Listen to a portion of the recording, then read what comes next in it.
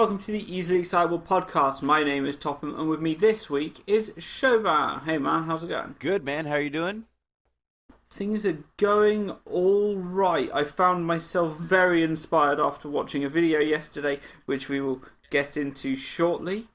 But yeah, and there's been other things that have been going on in the week that have been pretty cool. So I'm excited to kind of talk about them and just be like, yeah, music-y stuff, because it's definitely what I'm front loading this podcast with. So Perfect.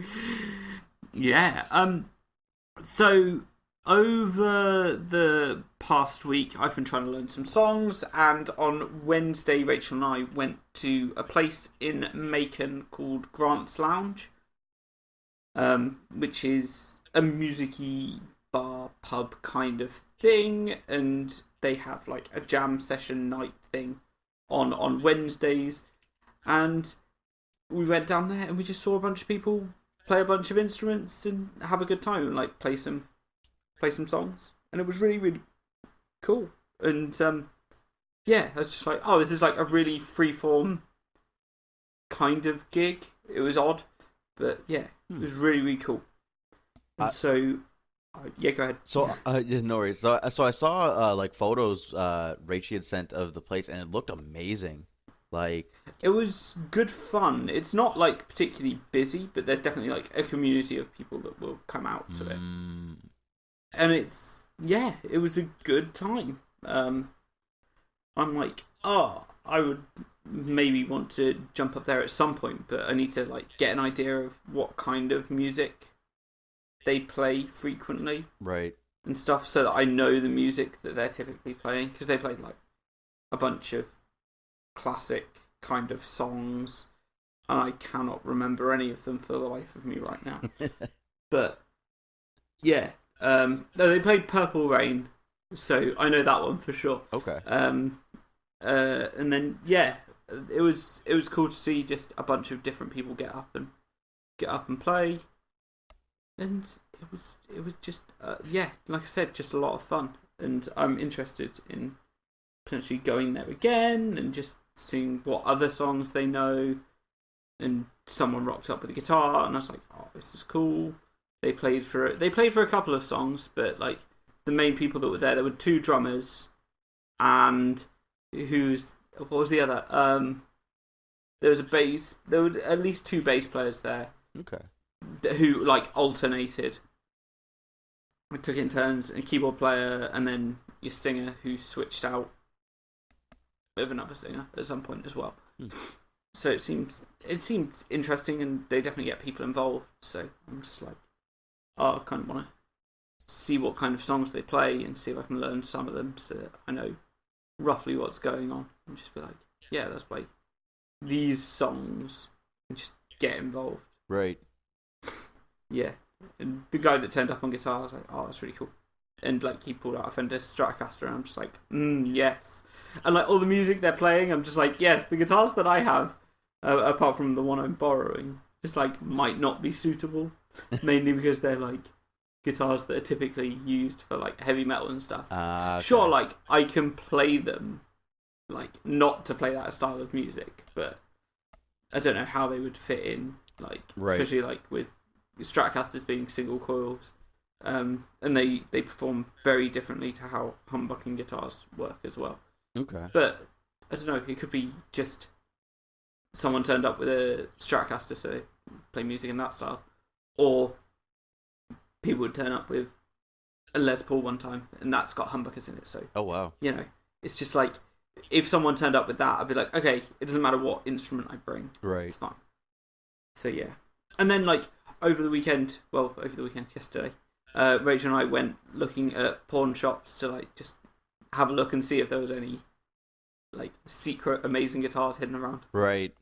There were not, but but I got my first experience of the shops, and I was just like, okay, I kind of understand what it's about. Oh yeah. Because like we don't have anything similar in the UK, so I was just like, oh, what is this all about? So we went and had a look. So really, yeah. I didn't know that there weren't too many like pawn or thrift stores. Yeah, there's really not many. Any that are thrift stores, they're more so like charity shops where you just go donate clothes and then Okay. yeah. But pawn shops just essentially non-existent. They just don't. They're just not a common thing in the UK. Yeah, so I know we have a few of both. Like we have ones where you can donate, and so a lot of people will do that. So for us, there's the Salvation Army, and then there's Goodwill, and I think the last one was Value Village. And then, but you do have smaller places that will that will basically, yeah, you basically give it to them, and they'll give you some cash or credit or whatever, and they'll take it. So yeah, I feel like we have a good mix of the two. Fair enough. Yeah, I was looking online just to see what's around because I'm just like, oh, I would because there was one that was like on the drive back. Okay.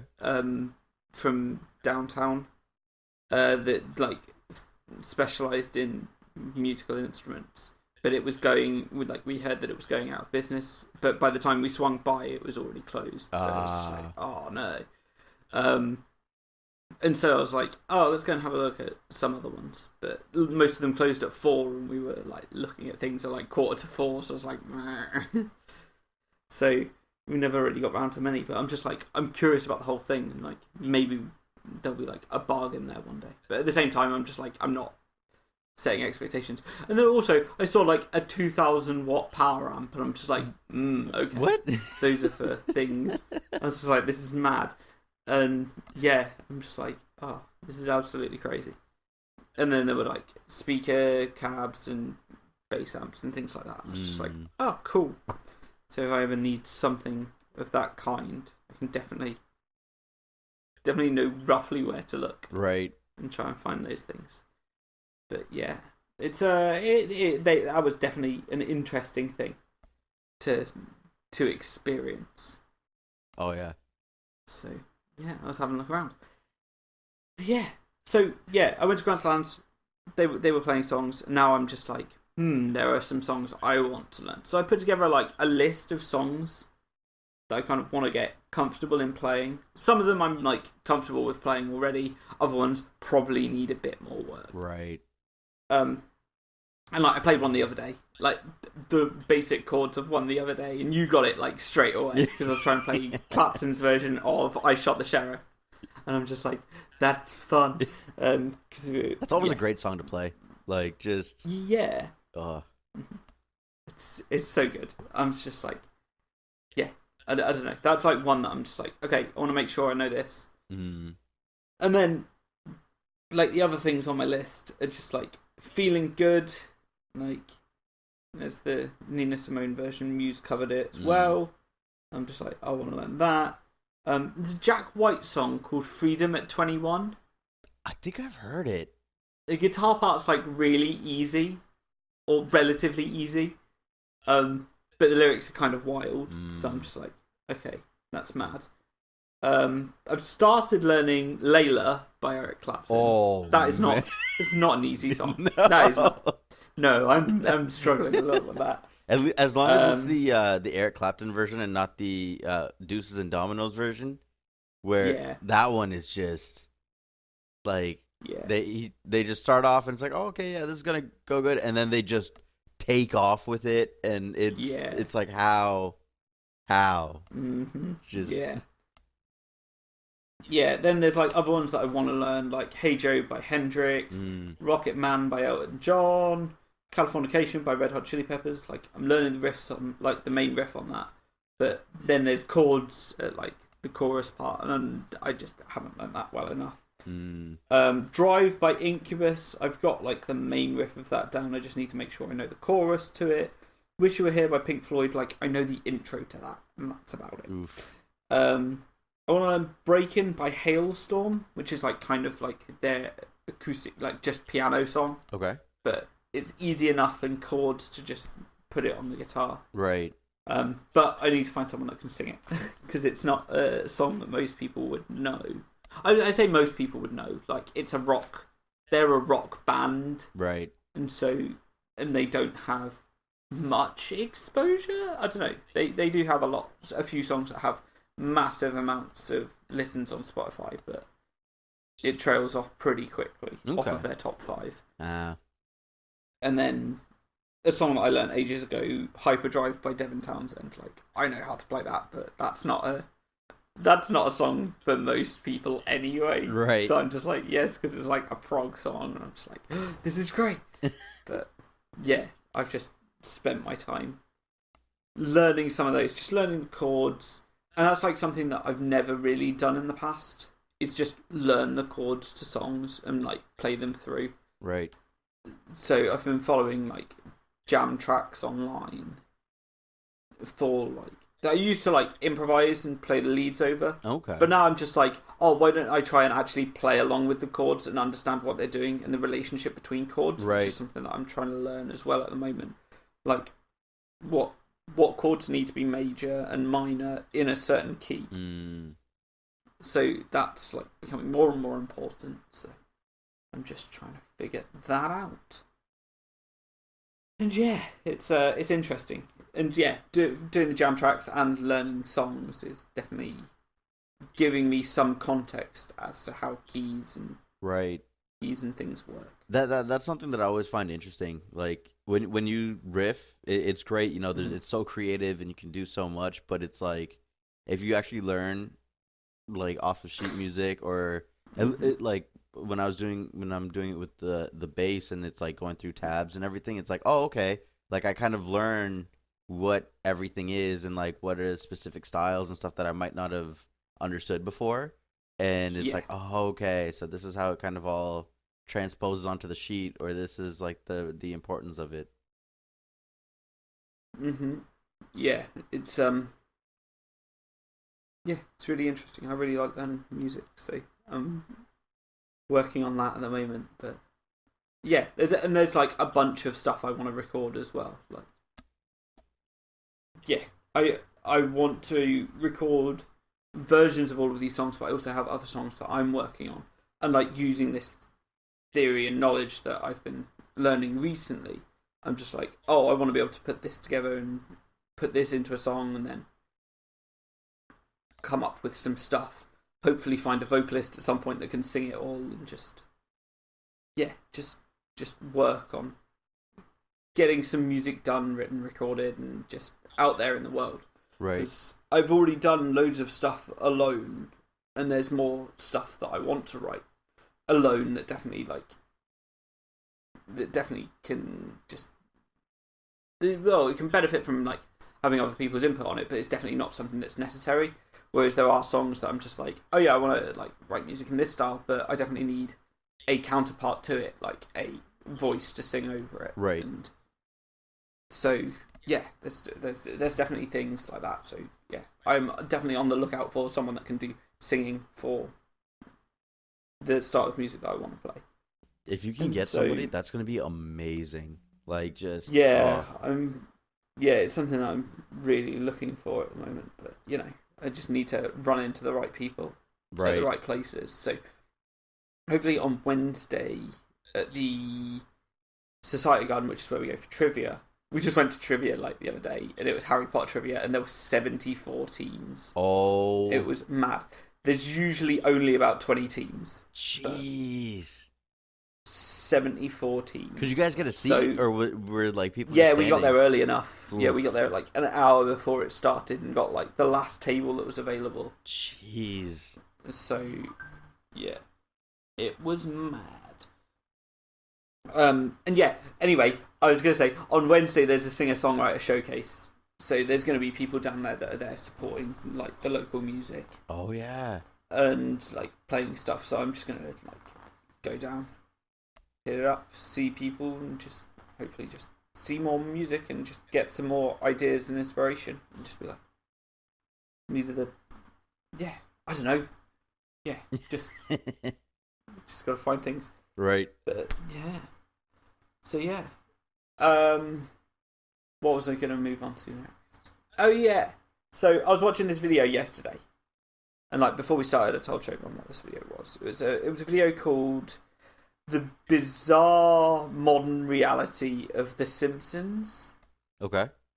By a guy called Super Eyepatch Wolf, and he does like these 20 to 30-minute like mini documentaries on subjects. And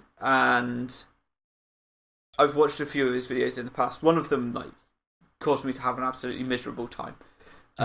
But it's because it like he just breaks things down and it's just so cool and like it's really really crazy. Right. And he did this breakdown of like what's up with the modern Simpsons and why they're still going after 30 seasons despite like ratings being down and it being like the poorest received season yet and all this stuff. But it was yeah, he was talking about like what's going on with like the Simpsons community. There's like I can't remember what it was called. There's an Instagram for like scenes in the early seasons of The Simpsons. Okay. Where they're just like images with like no people in, or like after people have exited the frame, or like with very few people in, but from a distance. So it's just like a landscape picture. And it was like I think it's Scenic Springfield or Scenic Simpsons on Instagram, and they have like 300,000 followers or something like that. It's like a really popular thing, and it's just and like how and he was talking about like how the online community for The Simpsons has grown, and then how like 2 years ago there was a massive, not resurgence, but like a massive community of people and animators that started riffing on the steamed ham scene from like early Simpsons. I remember that.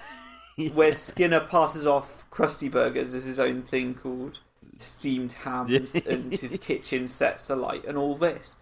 But people have taken to reanimating it, adding scenes and like animating it in their own way and like cutting audio from elsewhere in The Simpsons to add more context to the scene and just expand it and just do all these crazy things with it. It's unreal. I've seen compilations that go into like the 2-3 hour mark on YouTube when it comes to that. It's just and yeah, that all popped up like 2 years ago. And then he talked about like the evolution of things like that and how then there was like a reimagining of the Akira comic with Bart in it called Bart Kira, but they replaced all of the characters with Simpsons characters and recreated the whole comic. It was like 700 artists recreating a 2,000 page like manga, and every panel of the comic was recreated, each by like individual artists doing their own thing, but using the Simpsons characters instead of the original characters from Akira. And apparently it's insane. That's crazy. It's available free online as well.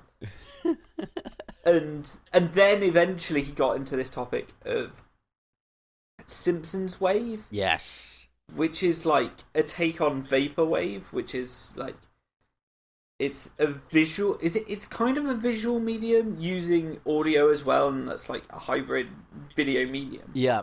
And what they do is so in Vaporwave they typically just take video footage and like add a grainy kind of VHS feel texture to it, right? Edit over it, and then like make colors, either drain certain colors and super saturate other colors. Yeah. So it's I would say a lot of the because I mentioned this before, but I kind of fell into that right when it sort of took off, and I would watch, or I would even keep a lot of it in the background. So what I've noticed is usually the music that they would tend to play for it to be considered like true vapor wave was it's a lot of washed out sounding music, like things that are maybe heavily sampled, they're very light, and then the images that they would cut would look like almost like those 80s, how the 80s would kind of see the future with like those moving red lines and everything. It would kind of look at like how you'd imagine something from like a Daft Punk music video. In terms of design, and yeah, it's weird. Like they the way they would chop everything up and use it, it was amazing. Like one of my favorites, I still remember it. It was I think it was called Sunday School, and it was they basically took the episode where Bart meets Reverend Lovejoy's daughter, and I think Mhm. in that he has his headphones in and he's sort of like dancing to whatever's playing on the like on his cassette player as they're going to church, and they cut in like music and everything, and it's so relaxing, and it's just really cool as a whole. Mhm. And I'm not too sure, but I think the vaporwave and the Simpsons wave stuff kind of predates that low hip hop, like the lo-fi hip hop stuff that was showing up on YouTube, where you could kind of stream it for hours. Ah, right. Yeah, No. I feel like that. I might be wrong. Like I think my dates might be off, but I feel like that stuff was almost like the the catalyst for creating that sort of stuff. Mhm. So it Yeah, it was definitely like looking at the times of like when things started. right, It for sure looks like that's the kind of the kind of time that things did start happening. right. So yeah, I've like I said, I've been finding it fascinating, like watching this video, and then I'm just like, oh, there's this whole bunch of things. I found it like super inspiring as well. I'm just like, oh, I want to try and create this kind of music that would go along with this visual stuff as well. Because yeah, there was one that I saw where it was like mostly black and white, but Bart was wearing an orange T-shirt that was like super highly saturated. It was like the only thing that was colourful in the frame, Oh wow. and like there was I think there was like reimaginings of one of the early episodes where Lisa and like her sax hero guy and like reimaginings of that with like lots of saxophone Oh wow. and then what was another one I saw? Can't remember off the top of my head, and I know what I'm thinking of, but I can't. I just can't place it. Oh yeah, someone had like when Homer goes like stargazing or he's out one night, and they've just like taken the still frame and like animated some stars moving across the sky or like shooting stars appearing, and they have Mm, like synth pulses coming in like when the stars like move across the sky. okay. And I was like, oh, that's really cool. And like the colors start changing and fading and moving around, but you've still got these like these pulses of lights, and you've got these different like synth elements coming in on each of the time. It like sounds like they're changing the modulations on the synth Right. over the time, like to kind of match what's happening with like the saturation in the image as well. Okay. And yeah, so I found that like mega inspiring and like really creative, and I'm just like, oh wow, I'm like, I have a bunch of ideas that I want to do with a synth, so I'm just gonna grab my little keyboard and see what I can come up with. And I was listening. I've like I said with my theory stuff, I've been learning like what kind of chord sequences go together, and then I've also been looking at just what kind of scales and stuff suit best for like electronic music and heavy guitar music and just seeing that kind of thing. So I haven't just been learning music in terms of guitar, I've been learning music theory, which should hopefully encompass everything. So I Right. should have a rough idea of what I want to do and what I want to do. What I want to try and figure out is if in GarageBand I can automate moving around like the synth settings, so I can have like an evolving sound off of one synth being played, or whether I need to like pan two different tracks that have different elements to them in it. Mm, But I know that on a live recorded track, so on a guitar track, I can increase and decrease the reverb, switch the pans wherever I want, add effects to be on at certain times and off at certain times. And I want to know if I can do something similar to that, but with the fine controls on the synths, okay. and like cut off some bass end on like when it's like playing, or like add a high cut so it goes down in frequency and then raise that back up. But it's all things that I'm kind of like, oh, this is kind of what I want to do and experiment with and see what kind of stuff I can come up with. Oh yeah, no, that stuff's always good to mess around with. Actually, one documentary series that I've been watching a lot recently. I don't know if you've seen it. Hmm. It's the uh Vox has like a series of documentaries called, I think, Earworm. No, I definitely will check that out. Yeah, that it's literally it's like they talk about everything. Like I know they talk about sort of the range of Aretha Franklin's vocals, and how she was influenced from her time during when she was in the church and doing a lot of gospel music and how that carried over to pop music. They talk Mhm. about the history of how like a mistake on a song, which I think was they had back before. I can't remember who the group was, but they had microphones near Mhm. drums. Oh, I think Mhm. I think it was with I think it was with the police maybe. They had Mhm. microphones near the drums. And then they had an extra microphone that was sort of there for everybody to talk to. But Mhm. that they accidentally left that microphone on, and so when they were playing the drums, it was creating like almost like that reverb noise, and that noise that you hear from like 80s music where it sounds like that almost like a muted drum, but it's got a bit of a reverb on it. That's actually how Uh-huh. it happened. It was because it was just by mistake. So like stuff like that. It's just really cool, and it just it puts you in sort of that creative mood and try to like mess around with things a lot more. So Yeah. I would highly recommend checking those out. Oh, nice. I absolutely will check those out. I watched a documentary a few weeks ago on the Muppets Okay. on Defunct Land, and I was just like, this is so interesting. It's so I'm like I'm just a sucker for documentary type things, so Oh I'm just yeah, like I just want to just want to see that kind of thing going on. it's Um, fantastic. you know, It's just so good. it's I don't know. I want to hunt more things down now, so I'm just like, what am I gonna do? Um, but yeah, cool. There was like one other thing I kind of wanted to talk about, and that's it's completely disparate from what we've been talking about so far. So I'm kind of like, how do I transition to it? So I'll do it like this. There you go. Oh, WoW Classic is coming out this week. Yeah. Oh man, I am more than ecstatic. Mhm. It's like, see, the thing is, for me, I've been playing for a while. Yeah. Like I didn't play when vanilla came out. I think I came at the tail end of like the original. Mhm. And it like I think maybe a week or two before the first DLC. Mhm. And yeah, no, it's just I think it's gonna bring back a lot of people that wanted to play that version of the game, and Mhm. it's the reason why is the game's changed so much, which I mean it had to in order for Yeah. it's for like longevity, right? It's like okay, you got to keep people like you got to keep like new people interested, and you want to try to increase your market share and everything as well.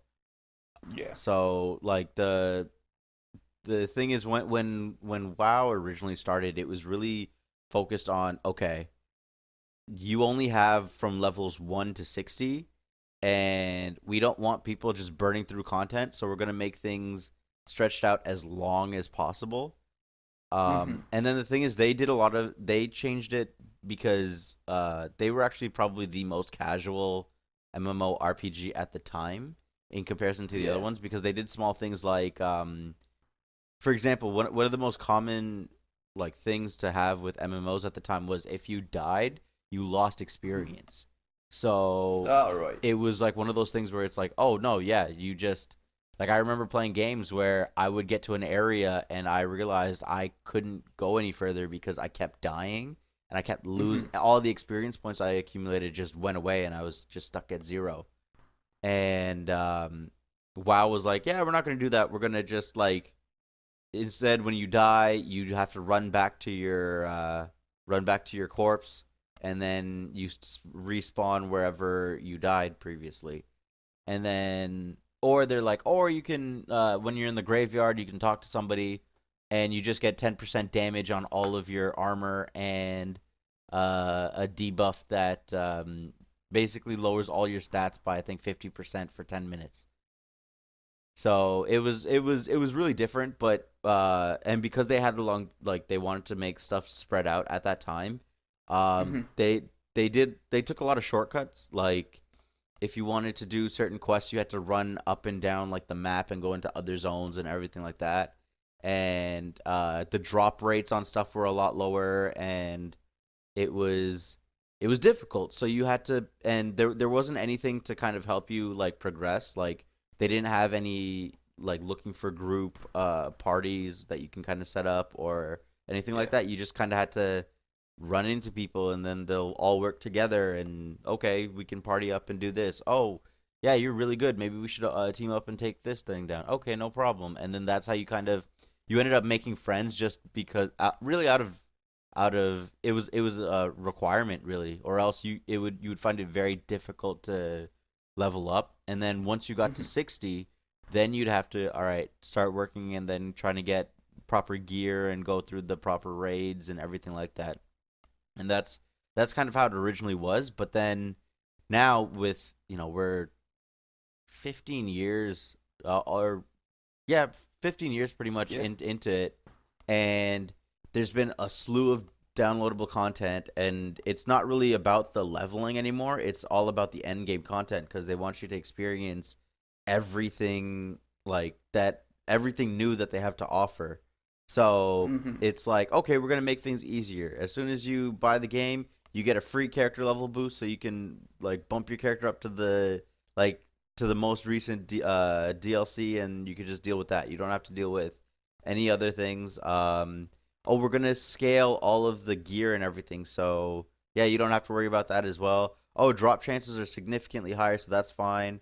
Oh, we have a program where all you have to do is put in what role you want to play, and then we auto fill you into a group, and then you can handle all the dungeons, so you don't miss any of the dungeons. You get all the Mhm. raids, so you can view all the raids. So it's a lot like they speed you through it a lot more.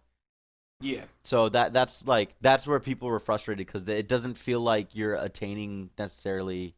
There's it's not like a goal like oh, you like let me get to level 10. All right, let's try level 20. Let's go level 30. Mhm. It's like, oh, okay, yeah, no, we're just gonna leveling is just kind of a chore you have to do to get to max level, and then the game begins. So Yeah. I think it'll be interesting. What they're doing with it is if you have a subscription to WoW, then you basically have like you automatically get classic as well. So I think Mhm. it'll be interesting to see how many people will resubscribe just for classic, and then Yeah. um like it'll help with their numbers and everything as well, and it'll be interesting to see what people like how people are going to play. I'm going to be Yes. honest, I'm on a private server right now, so I've been Mhm. playing it for a little bit, and it's good. Like I love it cuz it lets me kind of like remember how everything goes, and like I get to play the game and I don't have to pay the Mhm. monthly fee. But there's certain things that they do on like private servers that it's cool that they'll do it, but it's like it's not the same. Like Mhm. what they'll do is sometimes the game masters will come in and then they'll just spawn like a high level monster in like a low level area and then just wipe everyone out. Or they'll once in a while they'll put up a character that just all the legendary weapons that you have to go through like days of farming and quests across like two continents and everything. You can just buy Mhm. it for like fairly cheap. Or they'll have like an Ah. auto kill like shirt where you wear it and like you have 300 charges and you kill everything in front of you. Like they just add stuff to the tweaks, or they'll like grant you level boosts and stuff like that where it's like okay, that like that's good, but it kind of ruins the experience of like trying to like actually play the Yeah. game, right? So Mhm. it's like okay, at least here you know that they're going to actually keep everything the exact same, or at least for the most part. Like there might be one or two small changes that they'll do, but no one's Yeah. gonna try to actively break the game. Like Yeah. so, yeah, it'll be Ah. interesting. Mhm. Yeah. Yeah. It makes me think of old school RuneScape, like when they released that. But Oh yeah. when old school was released, it was put out, and people were like, "Yeah, let's play this." But the community around it voted for it to exist in the first place. They were like, "Do you want this?" And Mm. overwhelmingly, people were like, "Yes, please, we would like to play that." And then every update to the game that's like not a quest and following a quest line and series that has been established in the game needs to pass a poll, So the community needs to vote on it and whether it will help with the overall health of the game. And they recently, the community recently aggressively voted out off a suggestion of adding some sort of like microtransactions into the game. No matter that it was just cosmetic, they were like, no, we absolutely don't want them in the game, Right. at all. And they've like polled a few new skills, and they're just like, okay, these are the skill ideas that we've got. And like one of the things that happens every year is like, what do they want? What does the community want the most? A new skill. But every time they propose a new skill and some ideas, the community's always like, oh no, that's not what we really want. So it's really odd, and it's really difficult to like find that balance. But what they have done is they've added like higher level content and intermediate content that didn't exist in the old version of the game. Okay. And mini games and things like that like do help out with the leveling process and generally affect the whole economy of the game. And so now there's like more efficient ways to level up, especially with like agility. Someone designed a bunch of agility courses all around the place in like all the different towns and cities that are around, so that agility training has more variety. Right. And yeah, it's just fascinating to see that there's some things that get like a significant rework and change, but other things that like people don't want they don't want them touched at all. Like the initial early quests and free-to-play quests have like really imbalanced quest point rewards. Okay. Like one of the simplest quests has 5, which is like the second highest amount of quest points you can get from a quest. And the only one that's higher is one that has like multiple parts, that has like 8 different parts and rewards 10 quest points in total. And so it's just like they need to rebalance that, but they haven't polled it, so they haven't rebalanced it. Right. And I'm just curious, do you think they'll do anything like that in WoW Classic to affect the overall health of the game? And like potentially add new endgame dungeons that are thematically suitable for the game, but don't affect the rest of the grind. Because like I said, a lot of the things that have been added, like they've added 2 raids in old school RuneScape that never existed before, right, as endgame content that people can keep playing. But I think maybe so what I know what they've done right now is with it being released on Tuesday, they're actually releasing it at a specific patch, and then they're going to be re-releasing all of the patches up until the last WoW patch, I think until the end of next year, I want to say. Oh, okay. So like that's the thing. They're starting at I think patch 1.12, and then it goes up like every like 3 or 4 months. They're re-releasing the other patches. Oh, okay. And so at least that's got a bit of longevity for that time. But afterwards, I can see. So there was a lot of scrapped content that was supposed to come out during Classic that never did. Yes. So I could see and it was a lot. Like the game was in development, I want to say from 1999 to 2000 till its release in 2005. So there's a lot. There's like a ton of just content that they could really kind of, if they really wanted to have additions, they could technically bring it in and then just have it focus on that area. But it'll be interesting to see, because I feel like if they're gonna do that, they would have to have pretty much their own, like a separate classic WoW development team that's essentially not talking to the retail team, because the retail team would be going at it one way, and then they would have to go at it a completely different way. Fair enough. Or what they would do is, I think other people said that they would reset all of the patches. And then so it's like, say if you went through the whole thing and you were level 60 at endgame, then they might reset the patches. So it's like okay, so that way it's almost like themed events. where it's like Yeah, like themed seasons, so you have a fresh start every time a new patch goes live. exactly. Yeah. So maybe something like that, which would be pretty cool to see, especially with like one of the things I wish I had the ability to do was like I wanted to raise my I want a character to like a paladin or warrior to level 60 to Mhm. go to Naxxramas, which was one of the last I think it was the last vanilla WoW dungeon, Mhm. and get basically this sword called the Corrupted Ashbringer because Mhm. it has so much like lore reference, and then there's actually a whole story, and they got rid of that I want to say by Wrath of the Lich King, which was 2009.